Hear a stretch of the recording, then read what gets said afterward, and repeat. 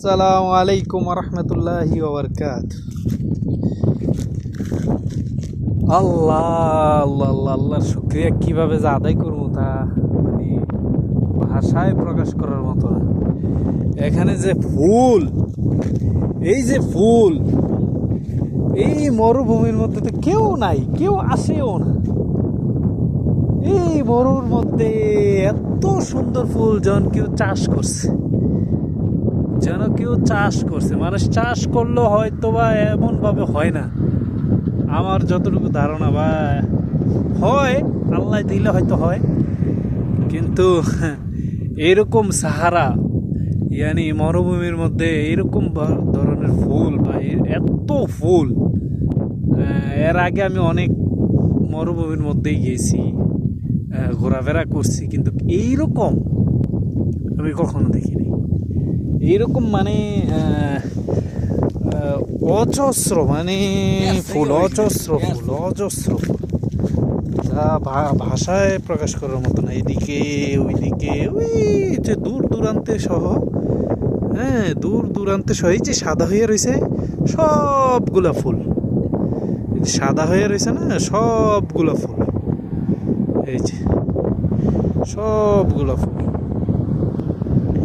ফুল। আল্লাহ ফুল, হ্যাঁ। আমি ওই অনেকদিন আগে আর্তুরুল সিরিজগুলো দেখছিলাম। ওই সিরিজের মধ্যে দেখতাম যে মানুষের কাইটা গেলে বা জ্বর বা ইয়ে হইলে এইসব ধরনের ফুল দিয়া তারা, আমরা যে পাটা দিয়ে ওই রকম ইয়া দিয়া তারা এই ফুল দিয়া পিসা কি করে ওষুধ বানায়, মানে জঙ্গলের মধ্যে থেকে আইনে আর কি। আবার জড়িবুটি আছে এরকম।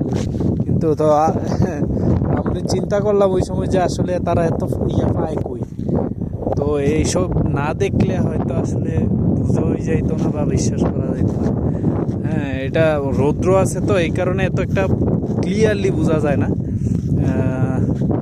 যদি রৌদ্র না থাকতো হয়তো বা আরও অনেক সুন্দরভাবে দেখা যাইতো বা বোঝা যাইত। কারণ হচ্ছে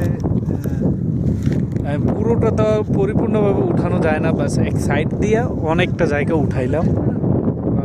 আর শুধু এতটুকু না, অনেকটা জায়গা জুড়ে এই ফুল এখানে হয়েছে আর কি। আলহামদুলিল্লাহ, শুক্রিয়া।